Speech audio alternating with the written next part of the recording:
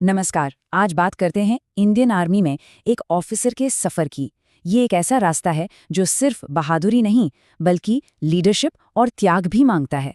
चलिए इस सफ़र को थोड़ा और करीब से जानते हैं। लेकिन सोचिए, एक लीडर होता कौन है?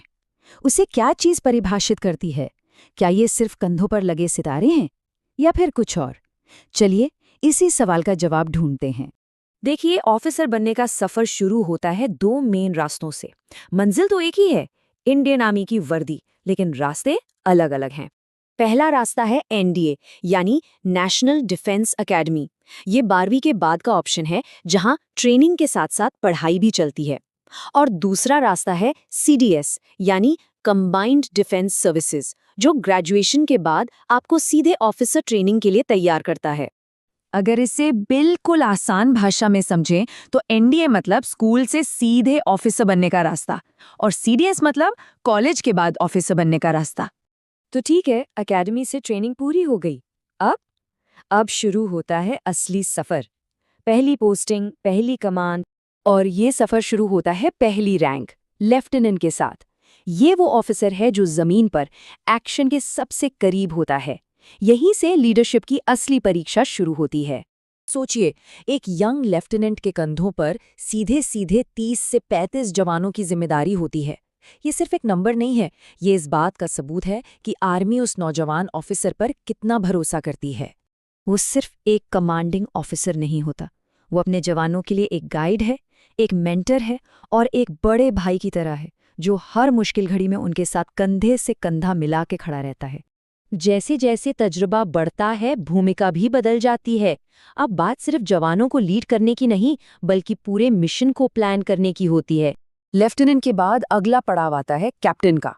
यहाँ जिम्मेदारी का दायरा और भी बड़ा हो जाता है। अब फोकस सिर्फ लीडरशिप पर नहीं बल्कि ऑपरेशन की प्लानिंग पर भी आ जाता है। कैप्टन की जिम्मेदारियां बहुत बड़ी हो जाती हैं। उसे पूरे ऑपरेशन की प्लानिंग करनी होती है, अपने जूनियर लेफ्टिनेंट्स को गाइड करना होता है और हाँ, मिशन के दौरान लीड भी फ्रंट से करना होता है। और अब आते हैं मेजर के पद पर। ये वो रैंक है जहां तजुर्बा यानी एक्सपीरियंस सबसे ज्यादा मायने रखता है। मेजर को एक स्ट्रैटेजी मेकर कहा जा सकता है। एक मेजर के अंडर में 120 से 150 जवानों की एक पूरी कंपनी होती है। अब आप समझ सकते हैं कि ये लीडरशिप का एक बिल्कुल ही अलग लेवल है। मेजर का काम सिर्फ लड़ना नहीं, बल्कि दिमाग से लड़ना है। मिशन की प्लानिंग करना, इंटेलिजेंस को एनालाइज करना और लंबी दूरी की स्ट्रैटेजी बनाना। उनका एक फैसला पूरी यूनिट की किस्मत तय कर सकता है। अब हम सीनियर फील्ड रैंक्स की दुनिया में दाखिल हो रहे हैं। यहाँ जिम्मेदारियां और भी बड़ी हैं और हर फैसले का वजन कई गुना बढ़ जाता है। लेफ्टिनेंट कर्नल ये सिर्फ एक रैंक नहीं, ये अपने आप में एक बहुत बड़ी जिम्मेदारी है। इस लेवल पर एक भी गलत फैसला बहुत भारी पड़ सकता है।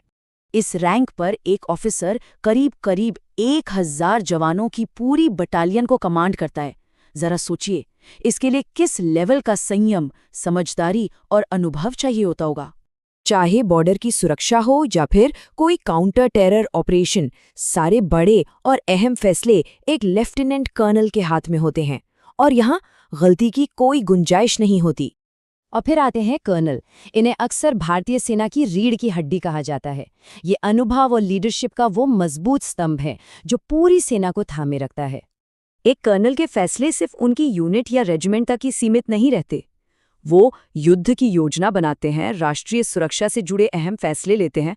मतलब उनके फैसले देश की सुरक्षा की दिशा तय कर सकते हैं।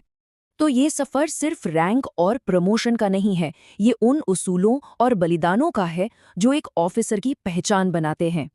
एक बात तो साफ है, यहाँ कुछ भी आसानी से नहीं मिलता।